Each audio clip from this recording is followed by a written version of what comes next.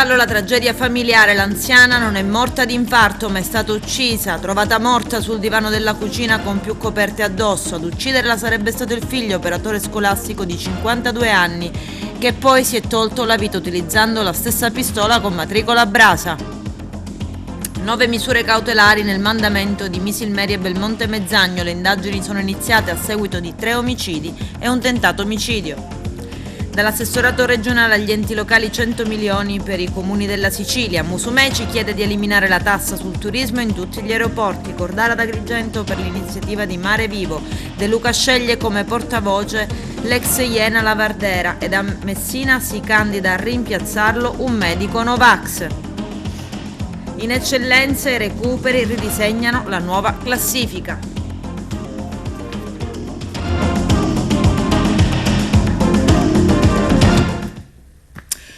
Bentrovati gentili telespettatori al nostro appuntamento con l'informazione. Sono in corso accertamenti per chiarire la dinamica di quella che è stata una vera e propria tragedia familiare avvenuta nel tardo pomeriggio di ieri in un appartamento a Favara. Il bilancio è di 2 morti. Le vittime sono Antonia Volpe, 84 anni, e il figlio Angelo Maria, 51 anni. A chiamare le forze dell'ordine è stato il fratello del 51enne che abita al piano superiore, sul posto ai carabinieri della tenenza di Favara, i militari di Agrigento e un'ambulanza.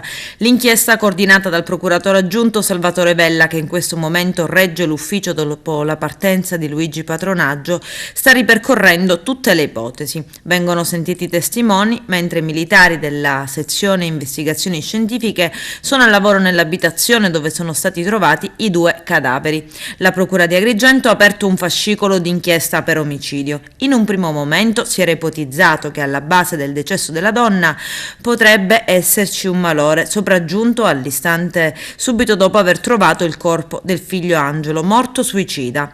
Dagli ulteriori accertamenti, proseguiti per tutta la notte, è emersa un'altra verità. L'anziana è stata uccisa a pistolettate con un foro di entrata e uscita nel petto, scoperto sulla salma all'obitorio. La donna è stata trovata sul divano della cucina con alcune coperte addosso. Si indaga nel contesto familiare. La pista battuta nelle ultime ore porterebbe all'ipotesi dell'omicidio-suicidio, ma gli inquirenti non escludono alcuna circostanza e per questo si stanno compiendo ulteriori verifiche, come quelle sulla pistola utilizzata. L'arma, che inizialmente sembrava essere quella appartenuta al defunto padre e detenuta legalmente, presenterebbe invece la matricola a brasa. L'ultima ricostruzione degli investigatori, quella più attendibile, è questa. Antonia Volpe è stata trovata sul divano della cucina con più coperte addosso.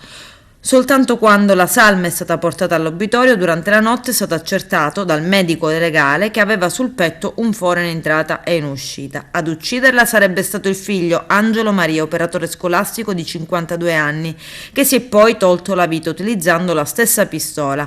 I carabinieri hanno accertato che il revolver utilizzato dall'uomo aveva la matricola a brasa ed era detenuto illegalmente. Non si tratta dunque della pistola che era legalmente detenuta dal padre defunto, ma di un'altra arma. Per i carabinieri e la procura il fascicolo, coordinato dal procuratore facente funzione Salvatore Velle e dal PM Chiara Bisso, quanto avvenuto in via Baclet a Favara sarebbe stato un omicidio premeditato, visto che il 52enne, che non aveva mai avuto nessun problema con la giustizia, si è procurato la pistola con matricola a brasa, con conseguente suicidio. Angelo Maria si prendeva cura, assistendola quotidianamente, dell'anziana madre che non era malata ma aveva acciacchi dovuti alla vecchiaia. Cerimonia di gemellaggio tra Agrigento e Milano per dire no alla plastica. L'iniziativa, organizzata nell'ambito delle attività curate dalla rete Scuole Plastic Free per un futuro sostenibile e promossa da Mare Vivo. La Sicilia, grazie alla sua particolare valenza naturalistica, diventa meta di un viaggio di istruzione. Presente al seminario ad impronta ecologica anche l'assessore regionale Salvatore Cordaro, che non ha perso l'occasione per parlare di Punta Bianca. Vediamo.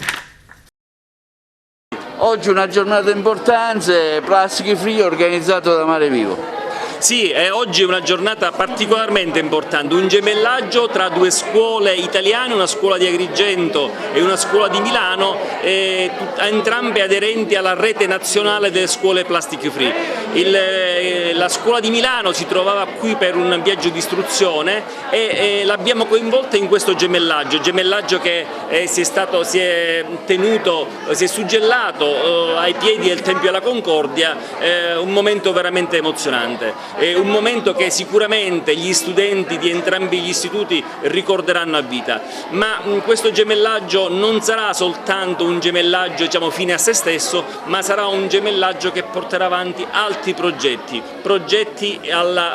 con le tematiche appunto della sostenibilità che faranno sicuramente riferimento alla rete nazionale scuola plastic free, ma soprattutto al piano di rigenerazione scuola del Ministero dell'Istruzione. Gemellaggio oggi fra la scuola di Amicis di Milano e la Quasimodo di Agrigento che lei dirige. Sì, è stato 3 giorni vissuti pienamente, intensamente, sia dai ragazzi che dagli adulti, cominciare dai docenti, prima ha visto presente pure me.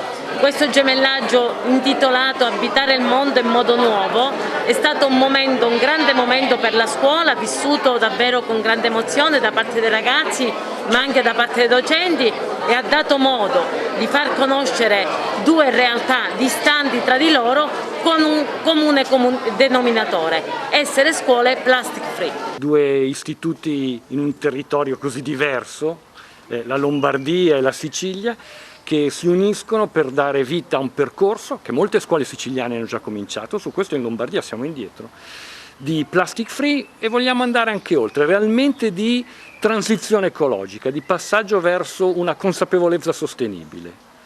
Questo credo che sia il messaggio più importante per i nostri studenti che ereditano un mondo malato e che possono realmente lavorare per migliorarlo. Presente a questa iniziativa, un'iniziativa importante che vede le scuole interessate alla plastic free. Ecco quanto è importante e cosa sta facendo la Regione per promuovere questo segmento.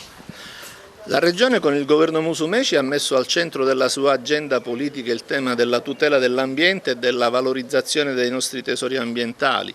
In tema di plastic free abbiamo fatto tante azioni, piccole e grandi, a partire dalla raccolta differenziata negli assessorati fino alla pulizia delle spiagge con sistemi assolutamente innovativi, ma è soprattutto nelle scuole che è necessario inculcare una nuova cultura, e quindi questo noi lo stiamo facendo. L'occasione di oggi promossa da Mare Vivo è un'occasione che milita in questo senso. I giovani, il nostro futuro, una maggiore consapevolezza, una maggiore cultura dell'ambiente che determina le condizioni per un mondo migliore, per una Sicilia diversa che guarda a questi temi come temi necessari per uno sviluppo che possa darci finalmente il senso delle cose che vogliamo fare nei prossimi anni.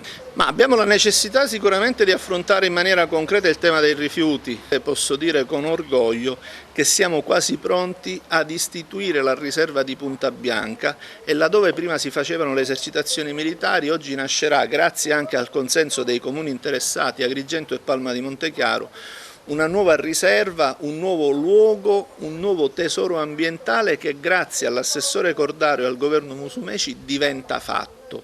Le chiacchiere e le polemiche sterili le lasciamo agli altri. Dalla soluzione del problema rifiuti parte fondamentalmente il sistema reale di tutela e di valorizzazione della nostra Sicilia.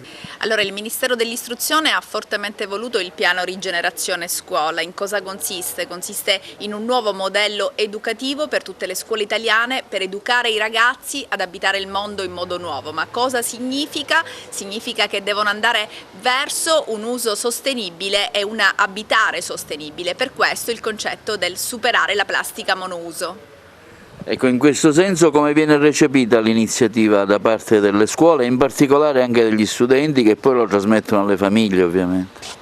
C'è grande sensibilità, i ragazzi in realtà hanno già per natura questa sensibilità di attenzione all'ambiente, ma c'è di più. Adesso in sinergia con Mare Vivo, con molte scuole siciliane e con ovviamente il Ministero stiamo cercando di dare ai ragazzi quelle competenze per far sì che questa sensibilità diventi mestiere, diventino i lavori del futuro. Come si affronterà il post-Covid nelle scuole italiane? Ma le scuole per fortuna si sono ben adeguate, certamente è una fase importante per i ragazzi perché lo stare a scuola in presenza è sempre stato significativo e importante. Speriamo dal prossimo anno finalmente di poter togliere le mascherine. La Regione stanzia 100 milioni per gli investimenti dei comuni, la provincia di Agrigento ottiene oltre 9 milioni.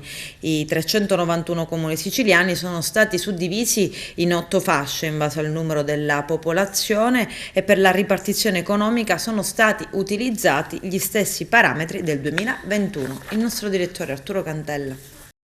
L'assessorato agli enti locali della regione siciliana stanzia circa 105 milioni per gli investimenti dei comuni siciliani. Sono circa 105 milioni di euro stanziati per gli investimenti nei 391 comuni siciliani, di cui 26 milioni immediatamente assegnati ed erogabili. È stato pubblicato il decreto a firma congiunta dell'assessorato regionale alla funzione pubblica e autonomie locali di Marco Zambuto e dell'economia, diretto dal professore Gaetano Armao, relativo al riparto del fondo investimenti per l'anno 2022. Alla luce del regime di esercizio provvisorio del bilancio, infatti al momento è possibile impegnare solo i 4/12 della dotazione complessiva. Soltanto in seguito all'approvazione del bilancio per il triennio 2022-2024 si potrà così provvedere alle successive assegnazioni ed erogazioni, tenendo conto della spesa autorizzata in sede di manovra finanziaria. La novità di quest'anno è l'inserimento in elenco dei comuni di Misilcemi, nato appena un anno fa dall'unione di 8 frazioni distaccatesi dal comune di Trapani. È un contributo importante, afferma l'assessore agrigentino Marco Zambuto, specialmente adesso dopo quasi 2 anni di pandemia che hanno prodotto gravi difficoltà finanziarie a tutti gli enti locali. La regione così si dimostra ancora una volta al fianco dei comuni siciliani. Solo gli investimenti possono restituire futuro alla Sicilia e ai suoi comuni e su questo è appuntato il governo Musumeci, promuovendo la riqualificazione della spesa e quanto afferma l'assessore professore Gaetano Armao. I 391 comuni siciliani sono stati suddivisi in 8 fasce in base al numero della popolazione. Per la ripartizione economica sono stati utilizzati gli stessi parametri del 2021. La provincia di Catania è quella che ottiene l'importo maggiore, oltre 29 milioni di euro, seguita dalla provincia di Palermo con 21 milioni di euro, quindi Messina con 14 milioni di euro, Agrigento con 9 milioni 926 mila euro, di cui 2 milioni e mezzo già erogabili. I 21 comuni della provincia di Siracusa ottengono circa 8 milioni e mezzo, 2 milioni e 100 mila già erogabili, mentre nel Trapanese sono 8 milioni 307 mila. Chiudono la provincia di Ragusa con 7 milioni, Caltanissetta con 5 milioni e mezzo ed Enna con poco più di 5 milioni e mezzo, di cui già 1 milione e 3 assegnati ed erogabili.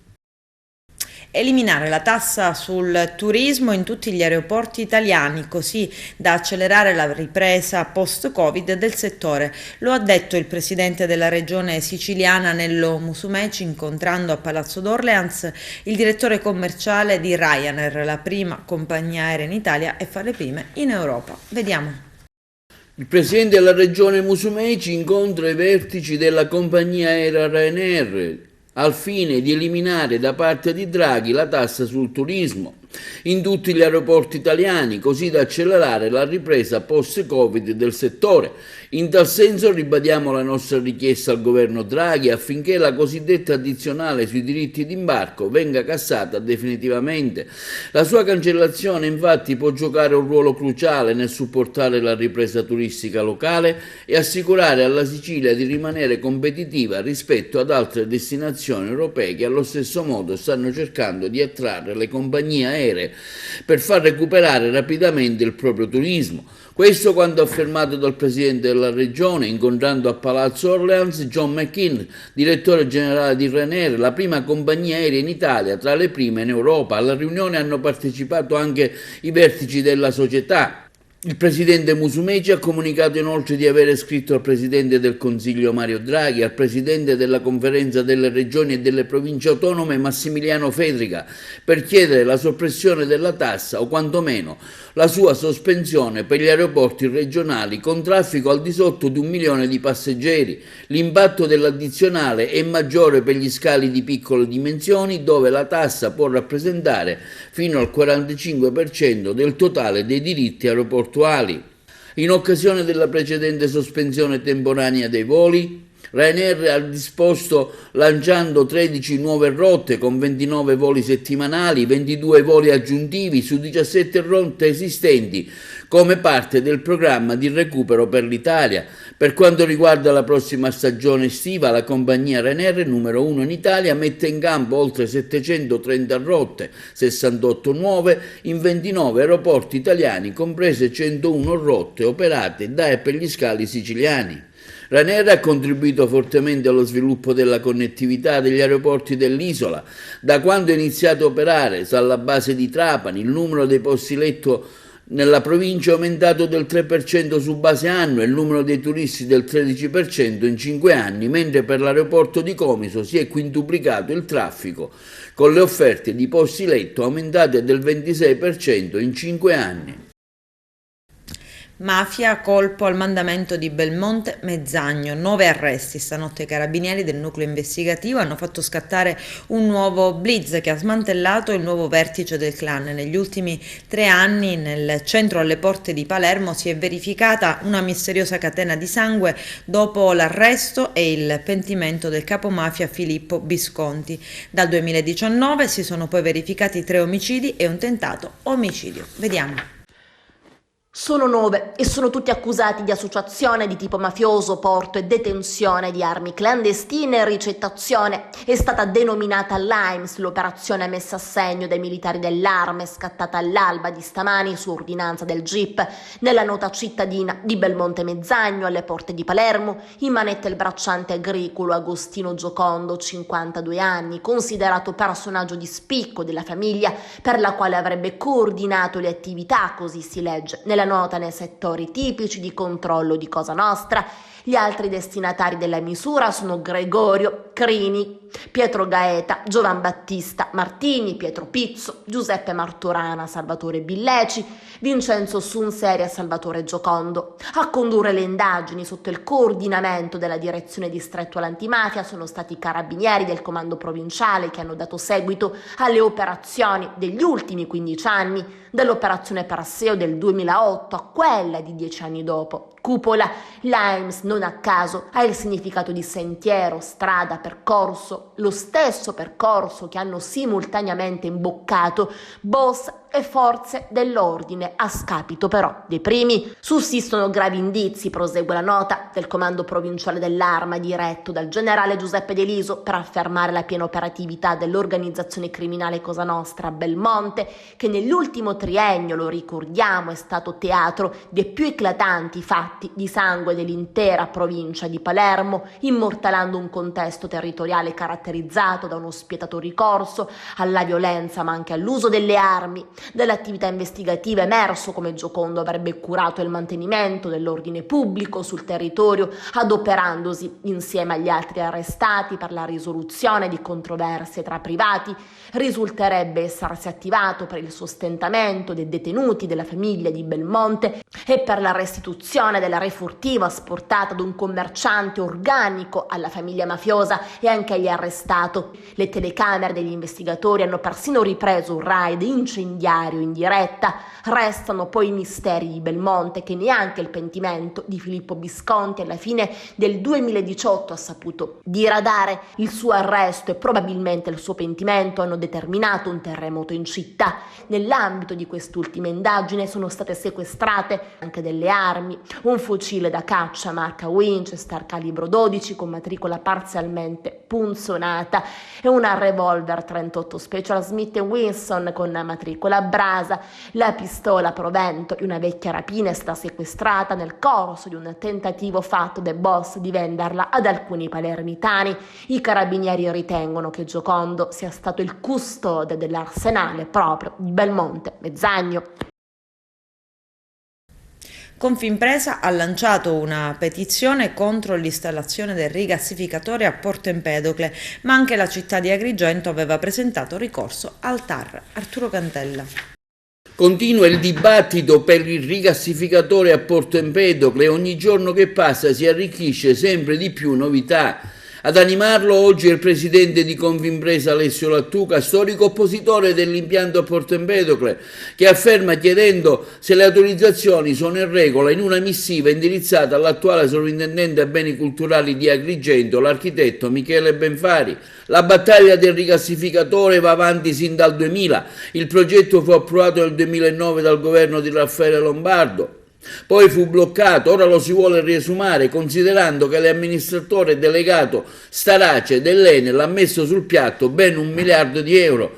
Tornando alla richiesta di Lattuca, lo stesso scrive che vorrei sapere il suo punto di vista in merito alle notizie stampa riportate sulle ipotesi che Enel Nuove Energie sia in regola con le autorizzazioni e se il nulla osta rilasciato a suo tempo non sia scaduto o se nel frattempo è stato rinnovato.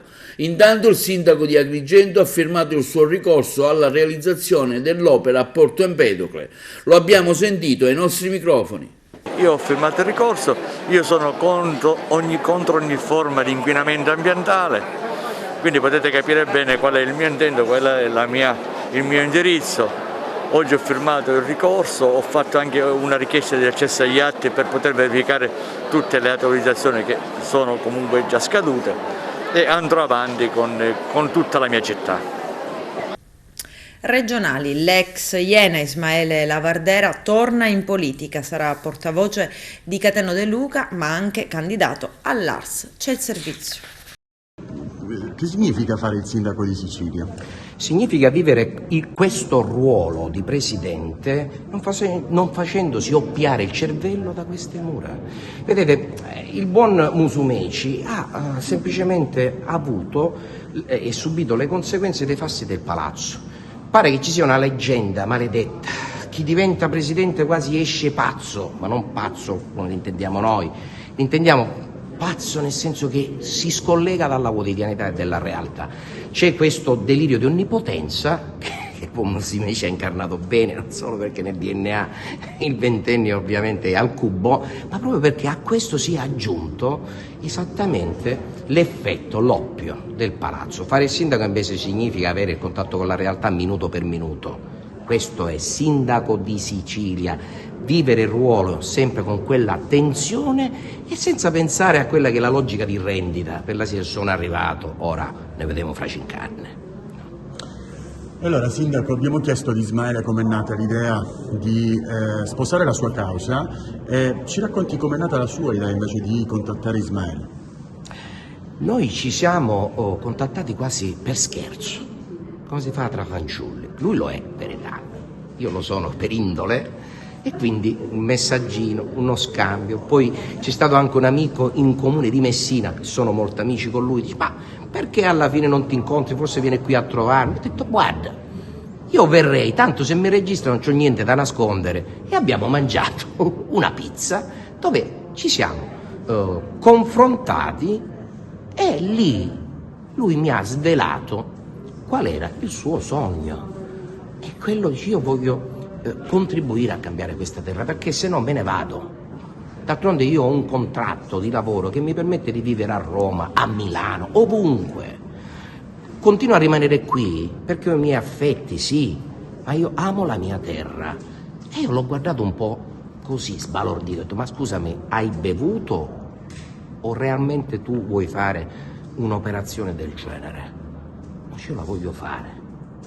E non ti nascondo che ti osservo da tempo, perché dopo quello che ho subito dai palazzi del potere, onestamente non mi fido di nessuno. Allora, Ismaele, come nasce quest'idea? Da dove nasce e dove ti porta? Ma è una lucida follia, così come la chiamo io. Avevo un conto in sospeso con la mia città, non potevo lasciare che questa politica che non è vicina alla gente rimanesse a fare quello che vuole. Avevo un conto in sospeso perché 5 anni fa la mia candidatura, che se ne dica, lo dice un giudice, è stata assolutamente autentica, vera. Io credevo nel progetto politico, credo nella politica che possa ancora cambiare le cose. E ho deciso di fare una scelta folle, lasciare un lavoro certo, dopo 8 anni, una carriera televisiva spianata, per provare nuovamente a cambiare la nostra terra. E non potevo che non scegliere Cateno De Luca, che rappresenta perfettamente quelle che sono state le battaglie che ho condotto fino adesso. Io lo definisco la iena della politica. Abbiamo fatto questo scambio di cravatte perché lui mi ha dato la sua e io ho dato la mia da iena, perché insieme vogliamo cacciare, come lui la ama chiamare, la banda Bassotti della politica, che non è vicina alla gente. Questo luogo, questo palazzo dove io vorrò arrivare come candidato al Parlamento siciliano deve rappresentare un luogo vicino alla gente. Purtroppo la gente non si sente rappresentata più da nessuno. Noi vogliamo fare questo. Invece alle comunali di Messina, città lasciata scoperta da Cateno De Luca, al momento sale a 4 il numero degli aspiranti sindaco. L'ultimo che ha ufficializzato la sua candidatura è Salvatore Totaro, il medico che era stato sospeso dal suo ordine per inadempimento dell'obbligo vaccinale. Vediamo. La discesa mia in campo è una discesa quasi di dovere, sentito nell'animo dopo 2 anni che sto accanto alla gente a Messina, ma anche in tutta Italia e oltre l'Italia. E quindi questa scelta è un dono che io voglio fare alla città, ai messinesi che sono in questo momento molto disorientati, non solo sul voto ma anche sulla propria identità. 2 anni sono stati importanti in negativo a far decongestionare tutto quell'amore che si aveva per la vita, per il sociale, per la vita anche politica, amministrativa e per vivere la città tutti insieme. E quindi questa situazione che è stata quasi una strategia del male, ha scompaginato gli stati, le società, le comunità, le famiglie e addirittura anche gli stessi individui. Sentiamo il bisogno di stare accanto alla gente. La sua potrebbe essere interpretata come una candidatura ideologica per voler intercettare anche quella parte di elettorato, lei ne ha fatto riferimento, che ha vissuto in questo periodo di restrizioni, di contestazione anche rispetto alla questione dei vaccini, anche al Green Pass. Cosa risponde a chi dice che la sua è soltanto una candidatura ideologica? Ma io dico che io non sono uno che ha amato l'ideologia, ma sono uno che ha amato l'azione dinamica e la presenza accanto al cittadino. Quindi tutto questo non è il raccolto di un'azione mia, oppure era una proposizione o una finalità, perché da 2 anni io vivo questa vicinanza alla gente. Quando gli altri hanno abbandonato le persone, io sono stato accanto a tutti quanti, quindi questa dedizione per me è stata la spinta emotiva, sensitiva, sentimentale, ed è un gesto d'amore verso i cittadini. Non mi importa di tutte le battaglie, di tutte le lotte fatte, perché queste sono lotte che si fanno per la libertà o per altra motivazione. Io mi sono battuto per le cure, non mi sono battuto per altro. Per altro si sono battuti i politicanti, i governanti e quelli che hanno creato una strategia del terrore e della paura, perché naturalmente io ho affrontato migliaia di persone per poterle curare e poter stare vicino a loro, e quando si sta vicino alla gente si apprezza il calore delle persone, il bisogno delle persone, quindi bisogna sapere ascoltare, bisogna sapere agire e appropriare poi il contributo per il benessere del cittadino. Quindi questo benessere fisico deve diventare anche psichico e naturalmente per la città deve diventare un benessere sociale. Noi viviamo ancora in una situazione di instabilità, quando tutto doveva essere ripreso con la normalità della società e del mondo del lavoro, del mondo della sanità e del mondo anche politico. Siamo ancora in difficoltà perché non c'è una vera formazione e una vera informazione. Noi vogliamo essere gli antesignani di questa novità, vogliamo essere il piatto nuovo di un ristorante dove il menù porta sempre a cibi precotti, surgelati e congelati. Noi vogliamo essere il piatto nuovo. È una storia ordinaria di appalti di soldi e servizi pubblici. C'è stata la proroga per cui abbiamo dell'appalto, per cui abbiamo lavorato e manifestato tanto, la proroga fino a maggio. solo che abbiamo all'interno dell'azienda condizioni per cui le condizioni che abbiamo, di cui abbiamo sempre parlato, per cui abbiamo poco più di 5 minuti per fare un autobus, restano. E la responsabilità non è loro, e se i lavoratori si sono impegnati fino al 28 febbraio, la data di scadenza dell'appalto, a fare anche di più, anche al di là dei contratti che hanno, questa non può essere condizione normale. Non può essere condizione normale, è un problema dover essere automuniti per fare il giro delle sedi dell'ATM con la propria auto. Non può essere condizione normale dover fare tutto in poco più di 5 minuti, non lo è. Quindi abbiamo chiesto all'azienda di rivedere, come abbiamo fatto sempre, di rivedere i contratti e i tempi, perché i contratti sono anche da 15 ore e i tempi di erogazione di un servizio cittadino non possono essere poco più di 5 minuti a mani nude praticamente, col secchio e la spugna. Adesso con l'aumento dei bus, dice bene, adesso abbiamo 90 autobus da pulire tutti i giorni. Le ore sono rimaste quelle, c'è l'impegno di ATM anche in Consiglio Comunale col suo Presidente Campagna, quando si è impegnato a dire che gli assunti da parte di ATM fossero per la manutenzione, non per le pulizie. Da tempo, saranno un paio di settimane almeno, che stanno facendo, quanti sono? 15-20 lavoratori a fare le pulizie degli autobus, dei locali, eccetera, eccetera, a tempo pieno.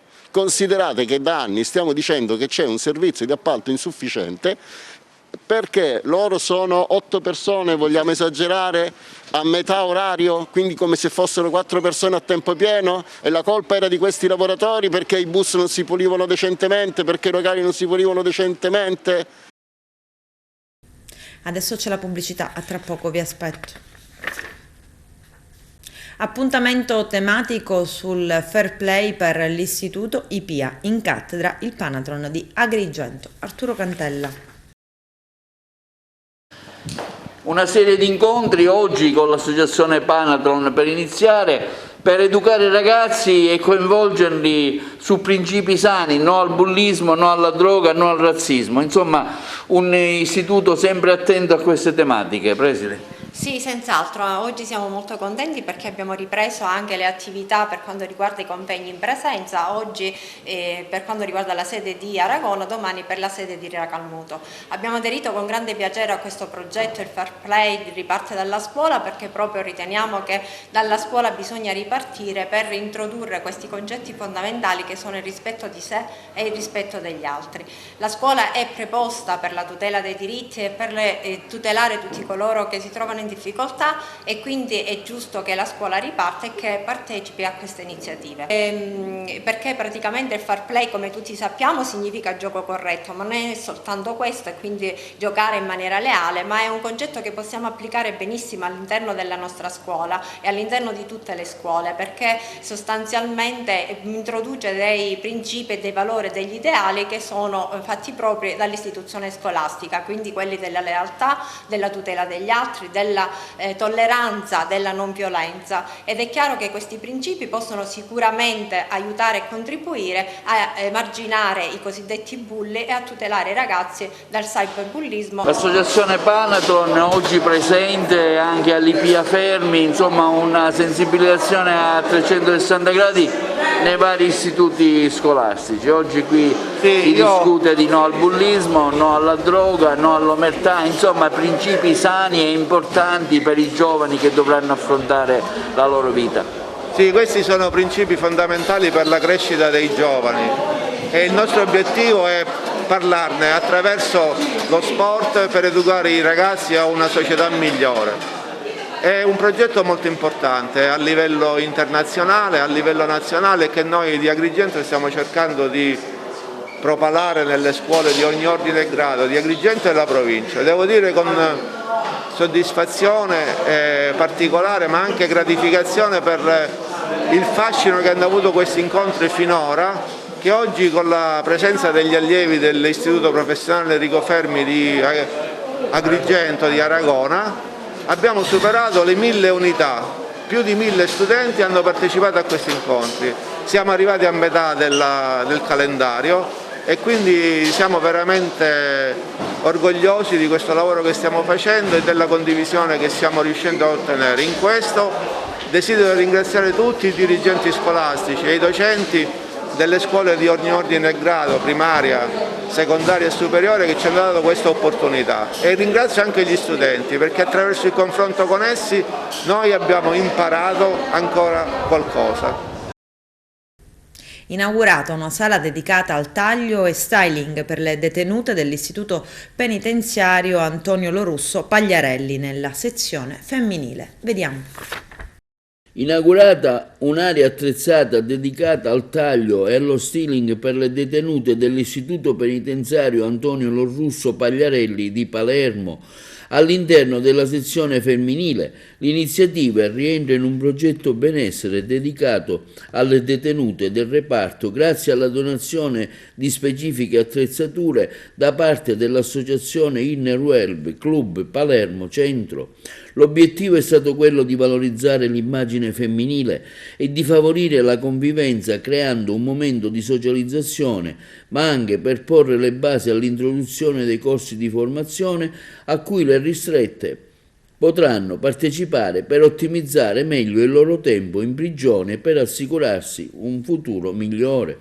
Disporre di uno spazio attrezzato come una parrucchieria può offrire un'occasione ulteriore di socialità e l'opportunità di promuovere un corso di formazione che possa aprire un futuro professionale a qualche donna ristretta all'interno del penitenziario.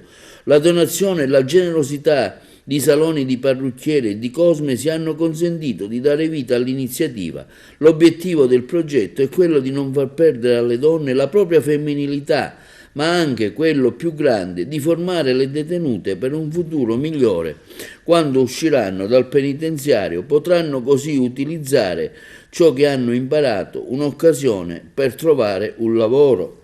Al taglio del nastro erano presenti le massime autorità regionali dell'amministrazione penitenziaria, con a capo il provveditore regionale per la Sicilia, la dottoressa Cinzia Calandrino, nonché per la direzione del penitenziario la dottoressa Maria Luisa Malato e il comandante del reparto, il dirigente aggiunto Giuseppe Rizzo. L'iniziativa già era stata pensata da un po' di tempo, ci è stato chiesto proprio di che cosa potessimo avere la necessità, e con il comandante qua un giorno ci siamo detti che in effetti questa chicca mancava. Voi la vedrete perché a poco poi a uno diciamo riusciremo a vederla insomma tutti, e quindi secondo me è una cosa che per voi sarà sicuramente accolta con un grande favore, perché anche se al momento non abbiamo purtroppo un corso, e purtroppo è uscita anche la detenuta un pochino più esperta, diciamo, per la piega, però abbiate fiducia perché penseremo anche a questo. Quindi diciamo, è il primo passo per poterla utilizzare appieno, sia appunto vedremo anche al di là diciamo, del corso di poterla fare utilizzare comunque fra di voi, però se non c'è qualcuno che magari un pochino meglio rispetto alle altre sa fare una piega, diciamo, è carino anche avere la possibilità di ottenere un risultato un pochettino più gradevole. Voi siete curate comunque perché vi curate nelle vostre stanze, però avere la possibilità anche di aver fatto lo shampoo, di rilassarti, c'è la piastra, avrete tutti gli attrezzi, sicuramente dà qualcosa in più rispetto diciamo, a farsi il semplice shampoo nella stanza. Quindi ringraziamo con un applauso.